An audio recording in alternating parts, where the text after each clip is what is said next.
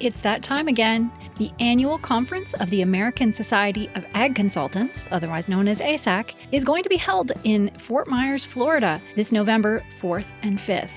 Kurt Covington is one of 9 professionals who will address the conference. The other speakers who will cover a wide range of topics represent Florida Farm Bureau, Florida Citrus Commission, University of Tennessee Institute of Agriculture, National Ag Law Center, Risk Mitigators and Advisors, Tyler Associates, as well as the lead economist for dairy at CoBank, and myself, Chrissy Wozniak from North American Ag. The day and a half of presentations will be followed by ag tours on Tuesday afternoon at Echo Farms, one of my favorite places here in Fort Myers. Attendees will experience farming at its most creative, with unique demonstrations, plants, and techniques being used to help farmers and urban gardeners in developing countries. A second tour at Echo will showcase simple technologies that can improve food, water, and shelter for millions of people. A third tour of a hydroponic grower is also being planned. For more information and to register, visit www.agconsultants.org. That's www.agconsultants.org. See you there.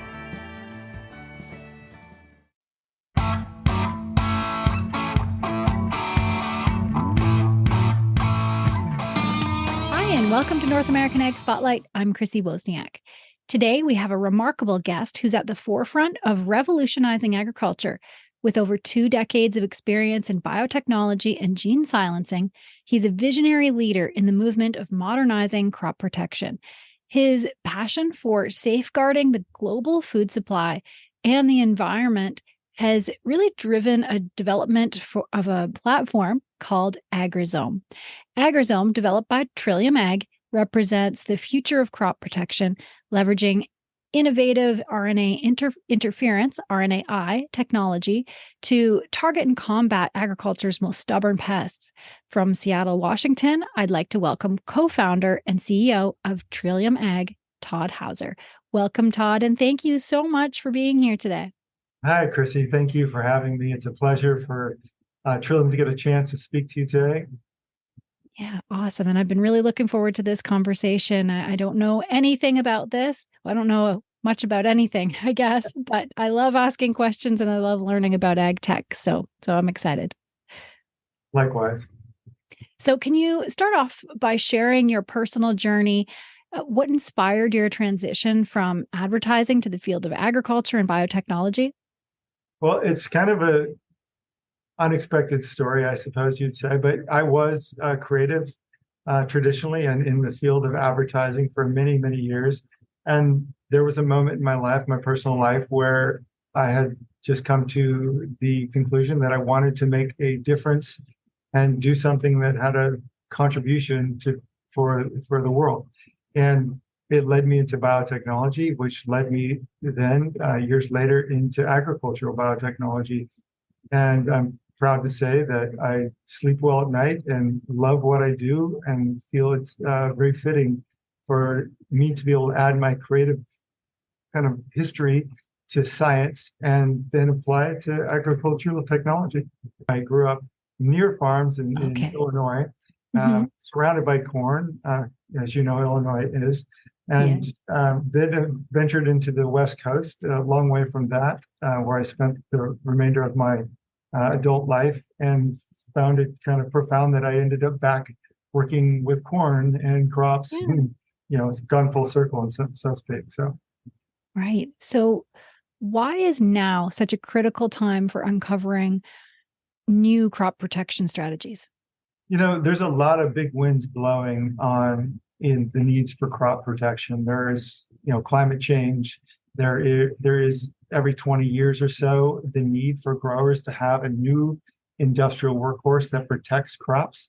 We've all enjoyed the benefits of BT and cryotoxins for many years and the protections it's offered. There's also been synthetic chemistries used in farming, but you can see that there are trends that are making those workhorses no longer relevant, whether it's the acquired resistance problems that have been up on the upswing, or if it's regulatory pressures that are determining that a lot of the chemistries that were used in growing in the past aren't safe for or sustainable for crops. So there are changes that we're just part of. It's not like something we cause, but we're definitely in those winds. And our technology that we developed is right in the center of those new winds that are blowing. It's sustainable, it's versatile, durable, and potentially quite affordable. And traditionally, in the world of biologicals where we exist, it's been snake oil. The efficacy of a biological is always been less than a synthetic. And through innovation in science, I think we're going to see that not only can it be on par, it can be in many cases more efficacious and within a lens of sustainability, which is everything. Sustainability and affordability and being versatile and yet remaining active, highly active is important. And it's, I think, something that a biological has never been able to truly represent. But we're way up in the development life cycle of products that are coming for agriculture. And I can already see across the board, not just at Trillium, but at other companies too, there's exciting new technologies coming for growers that are going to set a new era for biologicals. And I think that reputation of being less efficacious or being less durable will go by the wayside. Right. Yeah. And you're right about the biologicals market and even the carbon markets where, farmers will sit and talk about how do we actually measure it, right? How do we know if there's any difference, right? So you're right. You have to, you have your work cut out for you in really showing those benefits, right? It does. And it's actually in our DNA. The entire company here is focused on the convergence of these best traits. Like, what does a grower truly need? They do need sustainability. They do need affordability. It has to work. And it has to, for biologicals, which is the most challenging, it has to be durable. It has to be something they can throw in a barn. There's not going to be a farmer who says, yeah, I've got 60 -80 freezers in the barn. That's not possible. So biologicals inherently have challenges, but technology is catching up with solving these challenges. I think if you look at Mother Nature solved the biological problem the best. That's where we looked for inspiration, and we're chasing her design efforts so that we can build biologicals that are just as efficacious and durable as what you see in nature. Yeah, great points. And so tell us about the founding of Trillium Ag. What's your mission behind creating this more sustainable approach to farming? Yeah, it really comes down to where we started, and that's in the field of RNAi, which is gene silencing. This was a big field, and it's a ubiquitous mechanism that exists in all eukaryotic cells. So it doesn't exist in bacteria, but it exists in plants and insects, animals, even humans. And I had a background in biopharmaceutical development, where I originally developed this technology and the patents that went into this. But the challenges in agriculture are diverse and unique in the sense that there are many organisms, and there are also many challenges to what's called bioavailability, how well a biological can get to the organism to do its job. And that's where Trillium's innovation comes in. Not only are we providing RNAi to insects, but traditionally RNAi never worked in the majority of insects. And so we enabled it to work. And then we started solving stability issues. And I think what really makes Trillium unique in terms of its contribution to the product of the future for growers is that we combine proteinaceous modalities with RNA-driven modalities to end up with a product which is much more durable, much higher activity level by the combination of stacked modes of action. And that's not something that's typically been done with biologicals. So there are many kind of features with our technology that have allowed us to develop some unique attributes that I think growers haven't had in their hands yet. And I'm excited that in the coming years, they will finally be able to get some of these in their hands, whether it's by seed trait or topical. Some of these biological technologies that we're developing are ubiquitous and will help them in their diverse insect crop protection needs, as well as herbicidal needs, and maybe someday sprayable traits too. It's once you're locked in to a biological zone, you can do a tremendous amount of, you can add a tremendous amount of features to a product that weren't possible before. And all Right. naturally derived. Wow. Yeah. So can you break it down and explain exactly what RNA interference is and how it does play this role in crop protection, and maybe distinguish between the topical and otherwise? Yeah, so that's a good point. Yeah, so RNAi is a gene silencing mode that's part of the immune response to viral infections. Okay. So all organisms have this response. Eukaryotic organisms have this response to viruses, and so viruses have what's called a dsRNA intermediate to their replication life cycle, which triggers the immune system to deactivate the virus. It was discovered many years ago in 1999 by Andrew Fire and his team that you could utilize this technology and target genes that are required that might be contributing to a disease or required for fitness of an insect. And you can turn that mechanism against a particular disease gene and reduce the disease, or in the case of Trillium, we reduce the gene that causes the integrity of the insect's gut.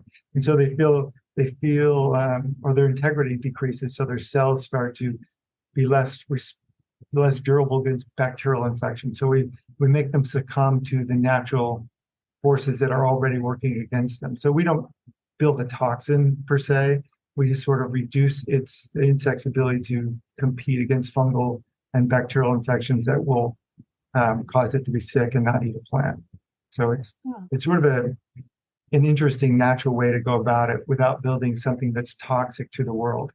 Right. So it's part of the insect, not the plant. It is. These modes of action do occur in the plant, but they're different. The triggers are different. Mm-hmm. So the one thing that's unique also about Trillium, that this long dsRNA that's been tried in agriculture many times, is inefficacious.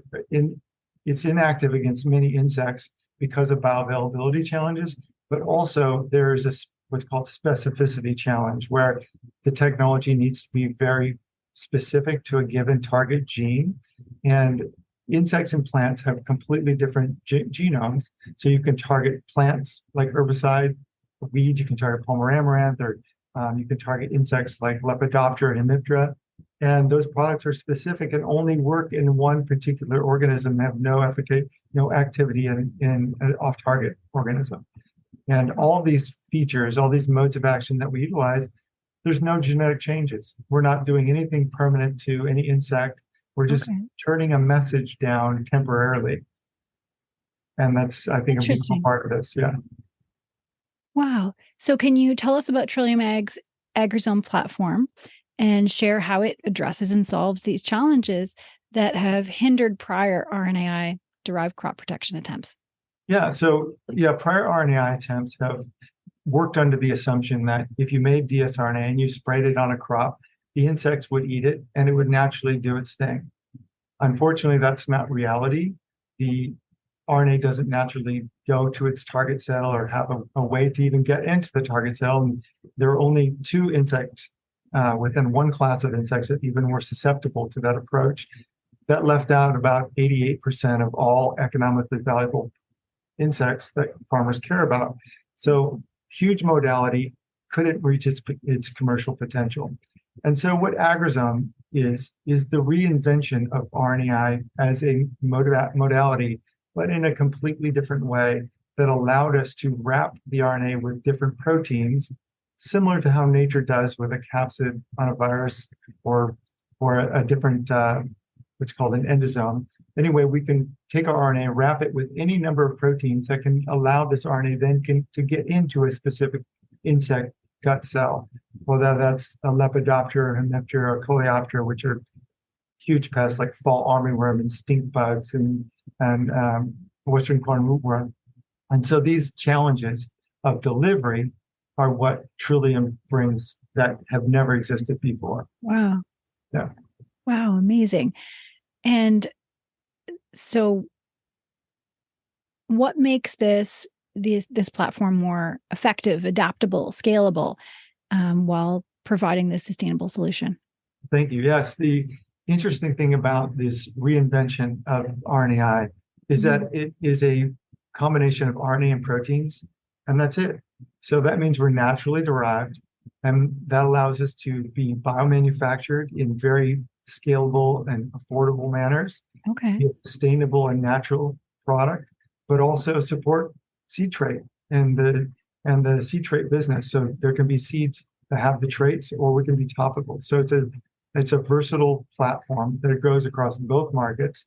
And the compositions are nearly limitless so that we can target fall armyworm and hemiptera with completely opposite compositions, but use the same methodology. And that's also very unique about our technology and the company. Right. So can you share some success stories or any case studies that kind of highlight this impact of the Yes, technology? I think just if you were look at RNAi as a whole, if you looked at hemiptera like stink bug, or you look at Lepidoptera, fall armyworm in particular, is a $37 billion problem. Right. To have RNAi even working in that insect is an accomplishment. To have it actually working and hindering that insect is another accomplishment. And we've got some material in the lab in development now that I think answer not just the efficacy challenges for fall armyworm, but also provide a durability to a product that a farmer can just stick in a bag in a barn for a year and utilize it when they want. So answering all the biological, the vertical needs, all the way down to the grower with a sustainable, safe, naturally derived product that that provides modes of action that they haven't had before. And so that's a success story, and that's probably going to be one of our flagship developments. Wow, nice. And can you elaborate on the collaboration efforts you've had with industry leaders and academic partners? Yes, of course. Trillium's a small company, and we're focused on the kind of molecular biology side of our developments. Agriculture is a big market. It's a big field. Getting to retailers, to get to farmers, getting through distribution, getting through regulatory. Of course, we're not planning to do that alone. We do it through collaborations. We work with big multinationals. We work with smaller ag companies in the crop protection space.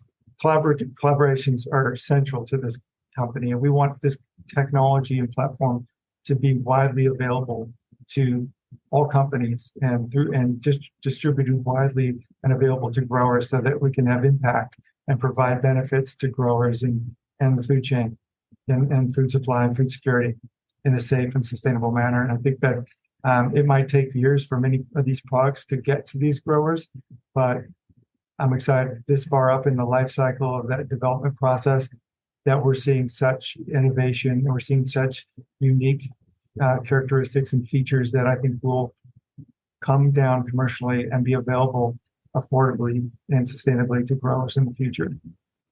Very good. And what other bioagriculture products is Trillium Ag currently researching and developing? Like, what can we see coming up? Yeah, and we have dreams. Crop protection, insect crop protection is where we are and what our focus is. But we do have dreams about also doing the same thing for the herbicidal needs against plant pests.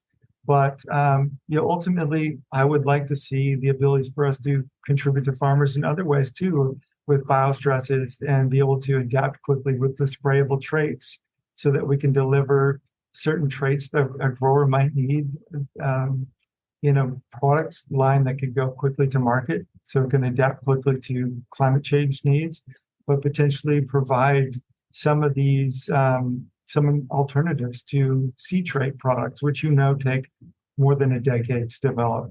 And so there is the potential that a sprayable trait is in the future using our technology, and I think other folks are working on it as well. So, and it's all to the benefit of growers. Oh, very good. And so Neil Gutterson, former Corteva CTO, joined Trillium Ag's board of directors. So how does his expertise enhance your goals? Oh man, he affects us in just about every way. I mean, there are a few people that can talk science at a deep level, and then understand the business implications and how it translates to the benefits of growers. And Neil Gutterson is one of those folks. And so he's been just such an asset and inspiration for me personally, but an asset to the company overall. And I expect that, these are the kinds of folks we want to shape this big technology as we go forward. And even with we've recently added David Fishoff, who's kind of widely known as the father of agrobiotechnology. And I think likewise, he's another executive with deep scientific knowledge. And both of these individuals are driven to provide benefits to growers. They truly care about food security and a grower's life.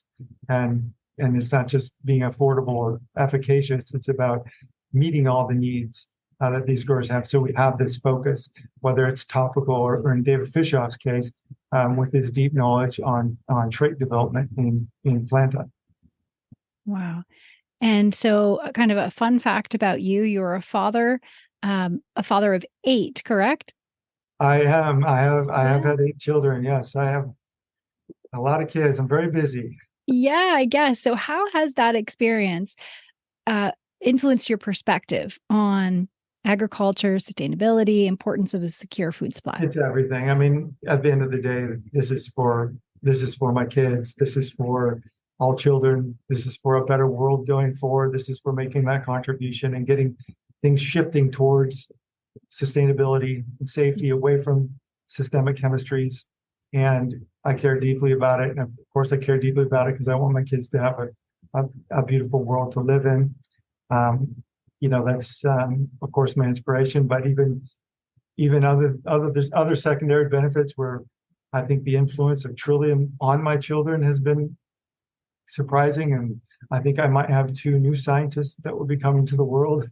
So just for them having grown up around it, they care deeply about the things we do at Trillium, and also they're taking an interest in and also making their own contribution or applying their own creativity in the future. So I would like to see that. And if anything, if I leave any contribution, that's probably the best contribution I can make, is for my children to be inspired and become scientists and care about the world.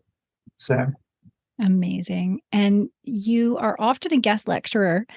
So what key messages do you emphasize when you're talking about bioagriculture to students and industry professionals? Yeah, that's a good question. And I am privileged sometimes to make these talks to younger emerging professionals. It's, I think, summed up is be creative and never give up. And I think that's what's driven what's been a complicated and challenging career for myself, not having some of the traditional education that you might expect from a scientist, but being trained in the field. It's about being creative, open-minded, and never, ever, ever give up. And that's what drives us. It drives me. So. Oh, very cool. And what advice do you give to aspiring entrepreneurs and scientists that, like you, are looking to make a positive impact in the ag sector? I think it's apply a lens that carries the best values forward and apply that lens to every step you take as an entrepreneur. For us, there's a lens, as I mentioned, on sustainability and versatility, durability and affordability. This lens shapes every choice we make. Mm-hmm. And for any entrepreneur to define that lens first and then use that as they view their decisions forward, like when they take their decisions and take their steps forward through that lens, make sure it always fits.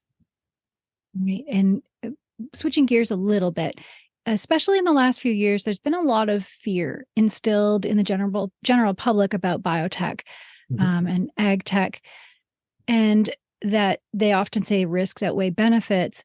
But so what do you say to those people who aren't ready yet to adopt this new way? I will admit, I think I was maybe one of those folks when I first started in biotechnology, and the science was scary. It is scary. It's complicated, but knowledge sets you free. When you realize that what you might have been afraid of or concerned about is really based on it's unfamiliar, uncomfortable with it. But as you learn about it and you realize what's really going on, like in nature and how biological systems really work, and you compare that to maybe systemic chemistry, biological is safe, and it's a sustainable and synergistic way to approach any problem, whereas synthetic chemistries really are concerning and they have more of a kind of less specific, unnatural way of behaving, of interacting. And that, to me, helped me overcome some concerns I had about biologicals. But everything we design at Trillium has a focus on safety, has a focus on embodying natural modes of action, not introducing something unnatural to systems, and not affecting natural systems. I mean, it's about synergy. And so that's also important. So not all biotechnology is equivalent. They're not all the same. There are different ways of doing different things.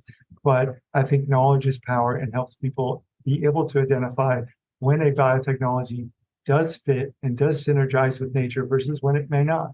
Mm-hmm. Yeah. And I often think about this, well, a lot in the last few years too, is where is our line? You know, I love ag tech. I love all of the things that are coming out. I also don't want to play God. So where in your opinion, where is the line? I don't know where that line is. Well, first and foremost, there won't ever be a biological that comes to market that isn't safe. There's too many regulatory and safety risk analyses studies that take place to allow that.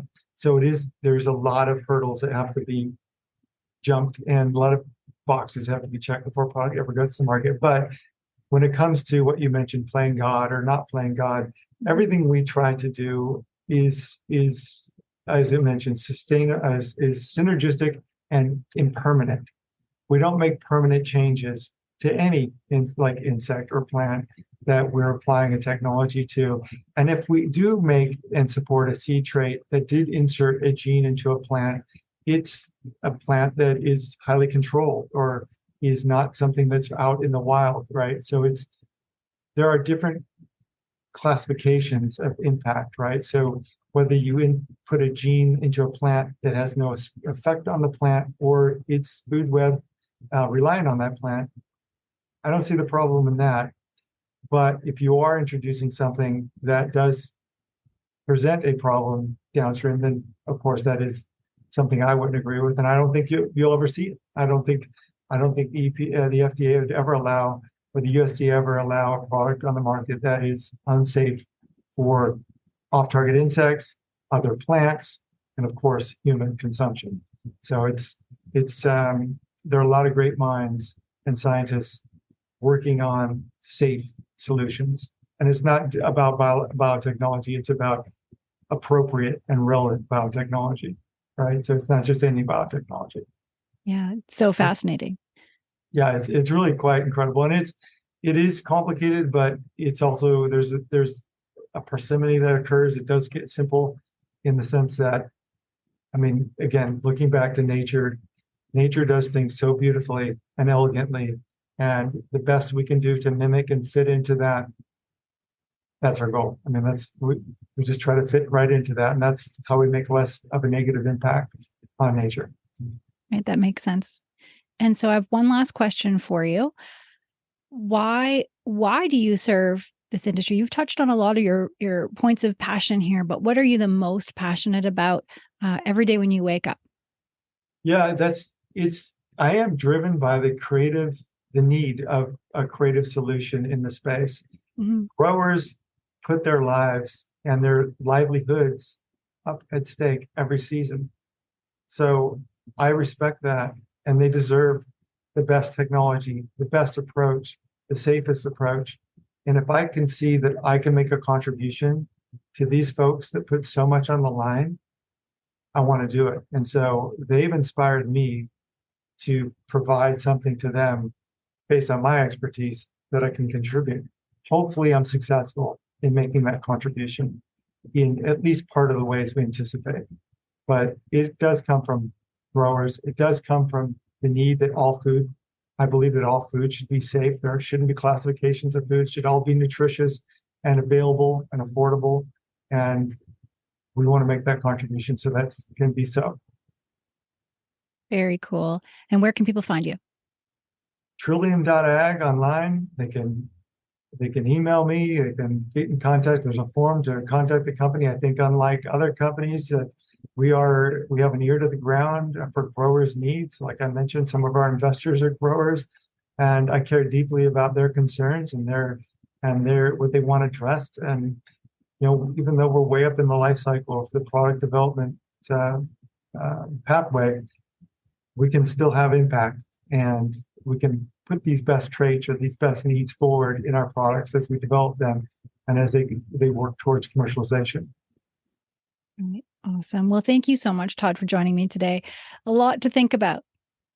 Thank you, Chrissy. It's been a pleasure talking to you. Yeah, and thanks to all who are watching or listening. If you want to learn more, the links are provided in the show notes. And don't forget to subscribe to North American Ag Spotlight on YouTube, Rumble, Telegram. The podcast is available on Spotify, Apple, Amazon, Listen Notes, or wherever you listen to podcasts. And if you liked the episode, I would love it if you shared it. And have a good day.